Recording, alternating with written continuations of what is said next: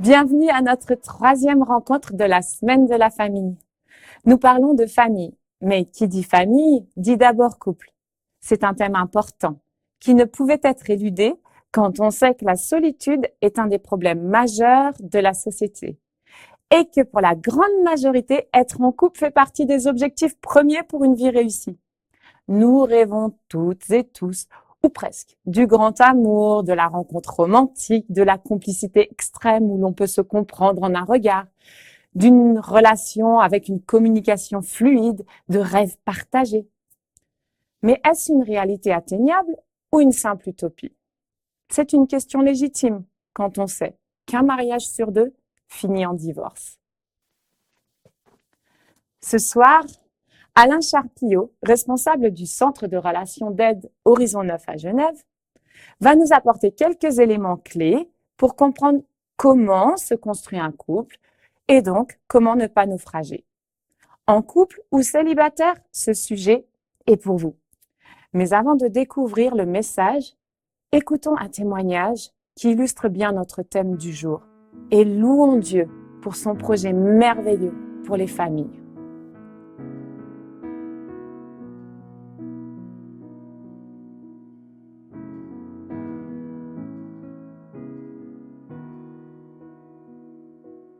Non, rien ne me séparera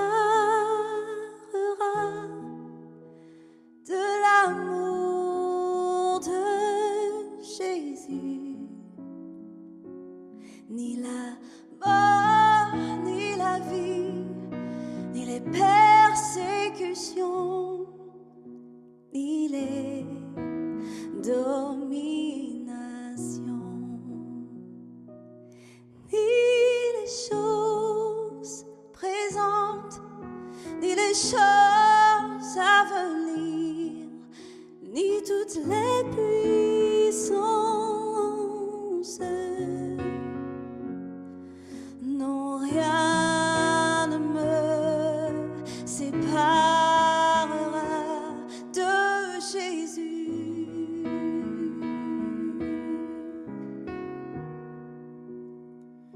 Il est toute ma vie, je ne peux vivre sans lui, car il m'a tant aimé. Car là sur la croix, il souffrit pour moi, pour que je sois sauvé. Il m'a racheté, il m'a justifié et il m'a glorifié. Non, rien ne me séparera de Jésus.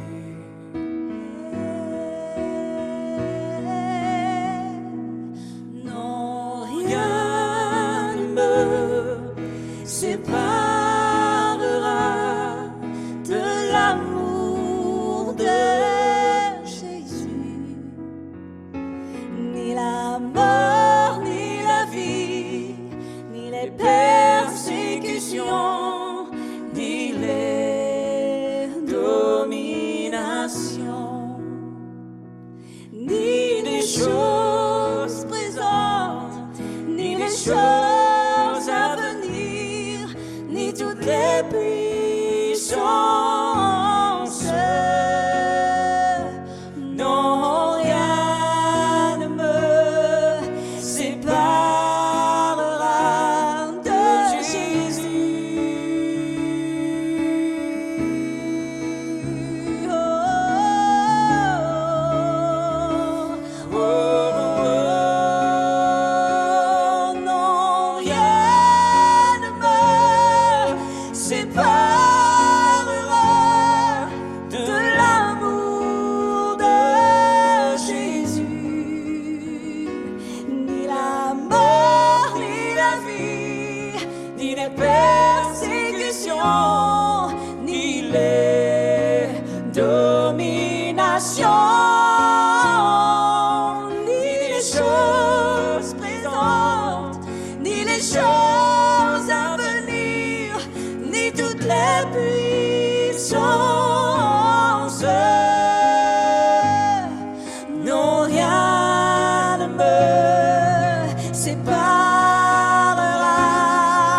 non rien ne me séparera, non rien ne me séparera de Jésus.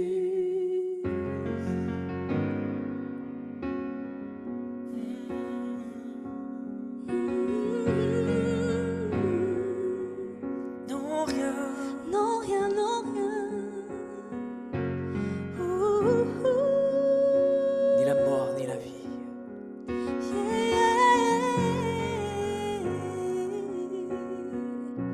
Fermement ancré dans son amour.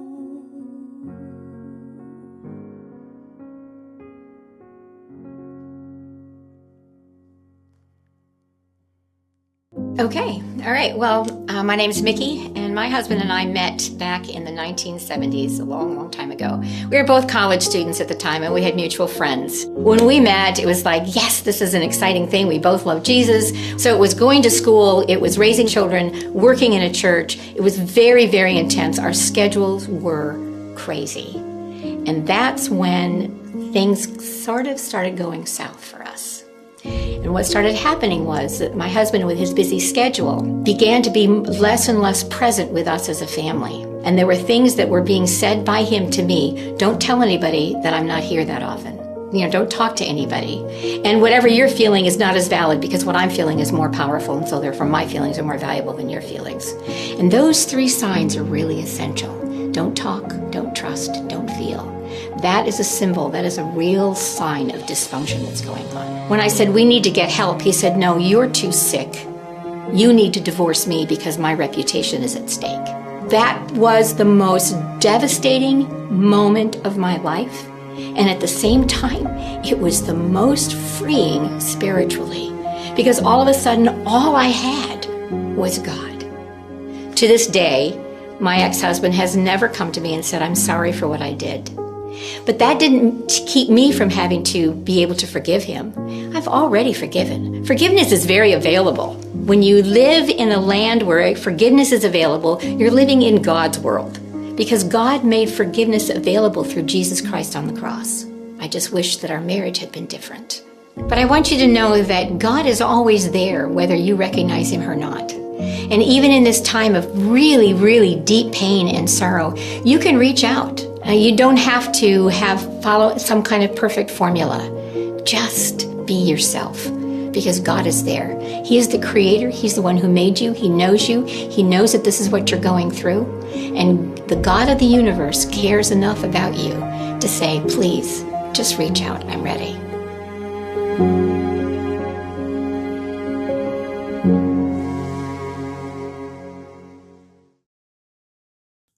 Bonjour, je me présente, je suis Alain Charpillot, je travaille à Horizon Neuf qui est un centre de relations d'aide chrétienne et c'est avec ce centre de relations d'aide que je suis là pour vous parler du couple, plus précisément la construction du couple. Alors, est-ce qu'un couple, c'est facile à vivre? Certainement que les personnes qui ont bien des années de mariage ou de vie commune vont savoir de quoi je parle. Peut-être pour les plus jeunes, on a encore un idéal qu'on aura un couple où il n'y aura pas de mots plus hauts que les autres. Et puis, on espère vraiment arriver à cela. Malheureusement, ce n'est pas si simple que cela. Et pour vous parler du couple, je vais utiliser une allégorie, une image. Et comme toute image, cette image a des limites. Et donc, à ce moment-là, je vais pas pouvoir vous parler en 20 minutes de tout ce qui concerne le couple. Maintenant, je vais vous donner quelques pistes, quelques réflexions qui peuvent vous aider à comprendre comment on construit un couple? Alors, pour commencer, il faut savoir que un couple est fait de deux individus. Et je prends l'image d'un voilier. Un voilier, c'est une des personnes du couple, un des conjoints. Ce voilier a été construit, fait partie d'une famille. J'ai construit ce voilier, je l'ai adapté par rapport à là où est-ce que je vais moi-même naviguer, par rapport à ce que mes parents m'auront appris, par rapport à l'éducation que j'ai eue. Également, au niveau spirituel, pour moi, le mât correspond à la relation que j'ai avec Dieu. Eh bien, ça va être aussi ce que j'aurais appris tout au long de mes années d'éducation chrétienne. Avec ça, je vais avoir un bateau qui va être peut-être sportif, qui va vouloir faire de la régate, ou voire même qui voudra aller faire du hauturier, comme vous connaissez certainement le Vendée Globe. Mais ce bateau, avec toutes les navigations qu'il va avoir, va aussi s'user, va s'abîmer. Avec les relations que je vais avoir, avec les personnes que je vais inviter sur mon bateau, automatiquement, il va avoir sa propre manière de naviguer. Il va aussi être abîmé, il va être usé. Je vais aussi y encombrer toutes les émotions que j'aurais eues dans ma vie et que je n'ai pas pu exprimer. Alors, qu'est-ce qu'il va y avoir par rapport à la rencontre d'une autre personne? Est-ce que la personne que je vais rencontrer sera aussi un bateau sportif? À ce moment-là, ce serait une bonne chose, mais pas forcément. Et même si c'est aussi un bateau sportif, automatiquement, il va être construit, adapté d'une autre manière parce que chacun va naviguer avec ses propres sensibilités et va adapter le bateau à sa sensibilité. Ce bateau aura également eu des blessures, aura aussi été usé, aura aussi été encombré de quantité d'émotions que nous n'aurons pas pu exprimer. Avec ça, eh bien, on va avoir deux bateaux bien différents qui vont se rencontrer. Alors, qu'est-ce qui va se passer quand deux bateaux différents vont se rencontrer?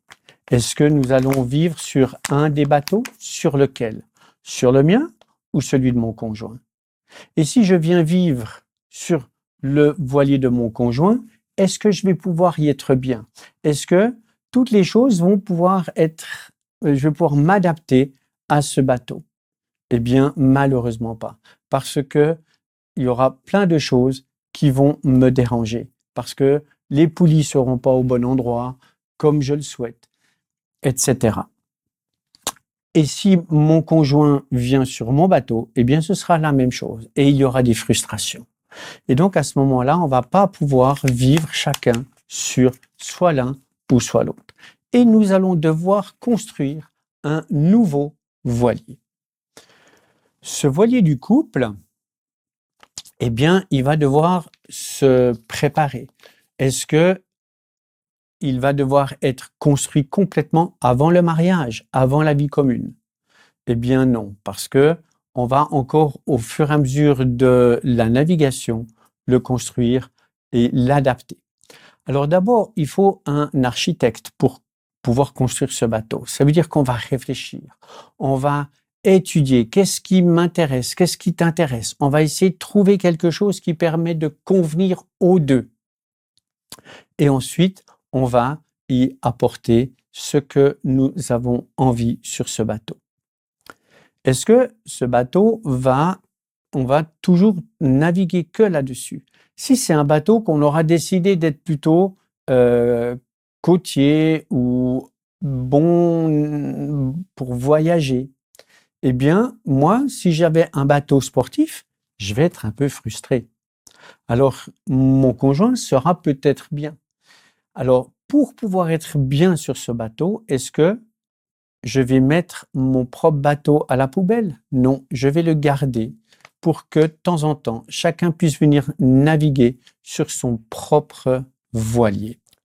Alors, avec ça, eh bien, on va devoir faire le deuil. Le deuil de ce couple idéal que nous avions en fonction de notre propre famille, en fonction du bateau du couple qui était mes parents. Parce que, effectivement, ce bateau a une culture différente de celle des parents de mon conjoint. On va avoir deux cultures comme ça qui vont arriver. Est-ce qu'on arrive à les mettre ensemble? Non. Est-ce qu'on va prendre la culture de l'un et laisser la culture de l'autre? Non. Et donc, à ce moment-là, on va devoir créer notre propre culture familiale, notre propre culture de couple. Certainement que les personnes qui sont mariées depuis bien des années ont pu voir combien ce n'est pas facile de construire ce couple. Il y a des frustrations. Et en plus de ça, ma manière d'être, ma manière de naviguer, ma manière de fonctionner va toucher des blessures chez l'autre. Mais moi, j'en aurai pas conscience. Et donc, automatiquement, mon conjoint va surréagir et je ne comprendrai pas. Et c'est là où la communication est très importante dans le couple. On a besoin de se dévoiler à son conjoint, de parler de notre vécu, de nos blessures, de nos vulnérabilités. C'est quelque chose qui n'est pas facile parce que quand on rencontre un conjoint, quand on rencontre notre Dulcinée, eh bien, qu'est-ce qu'on va montrer? On va montrer le beau côté que l'on est, voire même on va essayer de montrer les choses qui vont lui permettre de m'accepter. Mais avec ça, je suis pas vrai. Je montre l'extérieur de mon bateau. Et c'est important d'inviter mon conjoint ou mon futur conjoint à l'intérieur de mon bateau pour que mon futur conjoint puisse voir ce qu'il y a à l'intérieur, les blessures, les choses qui doivent être retapées. C'est quelque chose que nous oublions bien souvent. Et donc, une fois qu'on aura parlé de nos vulnérabilités, de nos difficultés, eh bien, on va vivre ensemble, on va naviguer ensemble et on va se frotter l'un à l'autre. On aura des conflits. Le conflit n'est pas négatif. Souvent, dans un couple, on peut se dire, mais chez nous, il n'y a pas de conflit. Chez nous, tout est doux, tout est... Alors, c'est quelque chose qui, pour moi, montre qu'il y a un des deux qui va s'effacer par rapport à l'autre. C'est vrai que beaucoup de personnes n'aiment pas les conflits, probablement parce que les expériences qu'ils ont eues ou peut-être comment ils ont vu leurs propres parents, les conflits étaient mal gérés. Et donc, c'est vrai que ça nous fait fuir les conflits. Mais les conflits font partie d'un couple. Ce qui est important, c'est comment on va gérer le conflit. Ce qui va être difficile, c'est le fait de mal gérer le conflit. Et c'est ça qui va être problématique. Le conflit se gère dans la discussion, dans le partage, dans la reconnaissance de ses propres vulnérabilités. Et face à son conjoint, c'est difficile de reconnaître que je me suis trompé, que là, j'ai pas été adéquat. Alors, nous allons pouvoir gérer ces conflits de plusieurs manières. Certaines personnes vont spiritualiser la problématique. Qu'est-ce qu'on va faire? On va prier, on va se mettre devant. Je dis pas que c'est négatif. Oui, il faut le faire. Mais dans ce que j'ai pu réaliser, c'est que quand on fait ça, on est plutôt en train de travailler le symptôme. Ça veut dire la colère, peut-être que j'ai pu dire, alors que la cause, elle est bien plus profonde. Et c'est important de s'occuper de la cause. Je prenais donc l'exemple d'un voilier. Un voilier doit être régulièrement sorti de l'eau pour qu'on en prenne soin, pour que l'on travaille et que l'on nettoie la coque qui, au fil des mois, se remplit d'algues et empêche le bateau de naviguer correctement. Il en est la même chose pour le bateau du couple. Il doit aussi, de temps en temps, être sorti de l'eau pour être soigné, pour se poser des bonnes questions. où est-ce que nous en sommes dans un couple. Parce que c'est vrai au fil des années, eh bien, nous allons nous-mêmes changer parce que notre conjoint nous change, mais pas forcément toujours comme nous le souhaiterions. Nous avons donc besoin régulièrement d'avoir des temps où on se pose parce que autant mon conjoint que moi, nous évoluons, nous vieillissons. Une fois que nous avons les enfants qui arrivent, les enfants sont aussi d'autres petits voiliers qui viennent comme ça pour naviguer avec nous et ils nous remettent passablement en question. Ce qui veut dire que pour pouvoir avoir un couple qui dure, c'est important de prendre le temps, de réfléchir, de parler de ce qui m'a blessé, de ce qui fait que j'ai blessé l'autre et d'aller chercher qu'est-ce qui fait que j'ai telle ou telle attitude. Le fait d'aller chercher de l'aide auprès de personnes compétentes. C'est vrai, on peut aller voir son pasteur. Il va pouvoir nous accompagner jusqu'à un certain bout. Mais pour accompagner les couples, c'est important d'aller voir des professionnels qui connaissent tout le fonctionnement de l'être humain. Souvent, nous voyons l'aspect spirituel du moment où on est dans une église. Mais il y a aussi tout l'aspect psychologique qui rentre en ligne de compte. Et le fait de comprendre l'aspect psychologique de l'être humain, comme j'ai essayé de vous le montrer à travers l'allégorie du voilier, eh bien, ça permet de comprendre ce qui se passe. Je me souviens d'un couple qui avait beaucoup de peine quand un n'était pas avec lui, ou voire même avait une idée différente. Ça déstabilisait complètement l'autre. Eh bien, je leur ai posé la question. Avant de se rencontrer, est-ce que les individus étaient déjà pleinement construits? Ça veut dire, est-ce que leur voilier était abouti? Eh bien, chacun m'avait dit non. Et ils ont pris chacun une partie du voilier de l'autre pour finir de construire son voilier. Et donc, ça veut dire qu'au moment où est-ce que un des conjoints n'était pas là, l'autre était déstabilisé.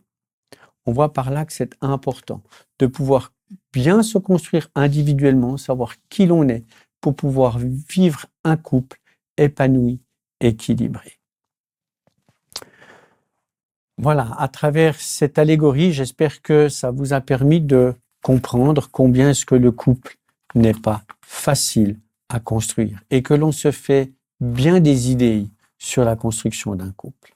Donc, le fait d'aller chercher de l'aide le plus tôt possible et ne pas attendre que le bateau du couple soit pleinement abîmé, saccagé, où il sera beaucoup plus difficile de réparer.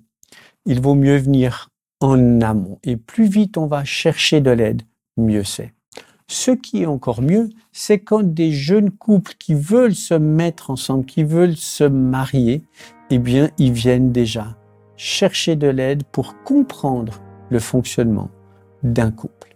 Et à ce moment-là, ils mettront toutes les chances pour pouvoir avoir une vie agréable en couple, qui évolue dans le temps, mais où chacun est aussi prêt d'être à l'écoute de l'autre.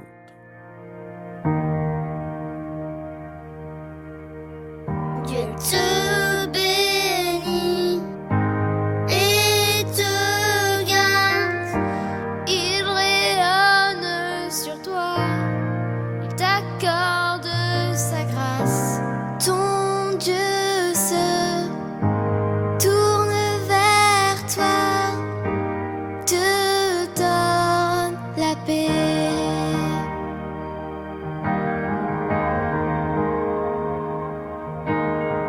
Dieu te bénit et te garde. Il rayonne sur toi, il t'accorde sa grâce. Ton Dieu se tourne vers toi, te donne la paix.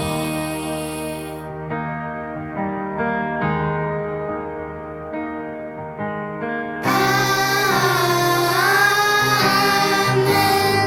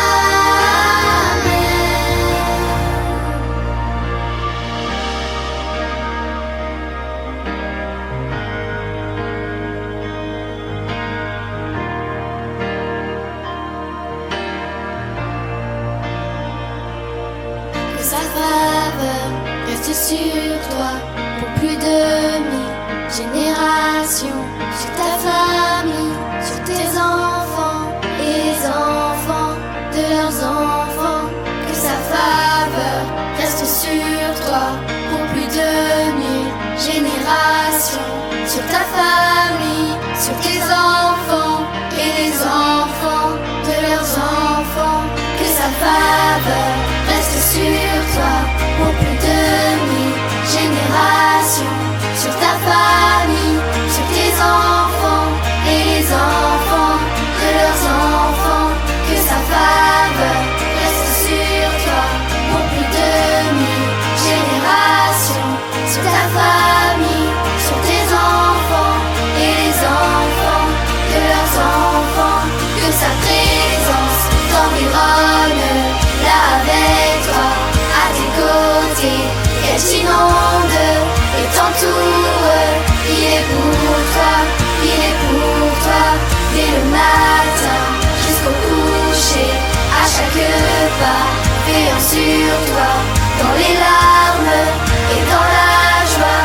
Il est pour toi, il est pour toi, il est pour toi, il est pour toi, il est pour toi, il est pour toi, il est pour toi, il est pour toi. Au cas où vous ne le saviez pas, vous êtes un voilier. Merci Alain Charpillot pour cette belle image pleine de sens. Si vous êtes en couple, il ne tient qu'à vous de découvrir et apprécier le voilier de votre partenaire avec douceur et bienveillance. Si vous êtes célibataire, vous êtes prévenu, vous ne rencontrerez pas un voilier identique au vôtre. Dans tous les cas, je vous souhaite d'être influencé par un vent favorable, le vent du Saint-Esprit. Je vous invite ce soir à liker cette vidéo. Plus elle sera aimée, plus cette vidéo aura de chances d'atteindre d'autres internautes qui ont sûrement besoin de connaître les conseils et les encouragements énoncés ici. Et si vous-même, vous souhaitez recevoir d'autres messages remplis d'espoir, abonnez-vous à cette chaîne pour être notifié de nos prochaines diffusions. Pour ceux qui le souhaitent, vous pouvez toujours faire un don pour soutenir le ministère d'Espoir Média. Et on se retrouve demain à 19h avec Mathieu Fury. Soyez ponctuels, il nous invite à un mariage. Et d'ici là, n'oubliez pas de naviguer avec Jésus à vos côtés.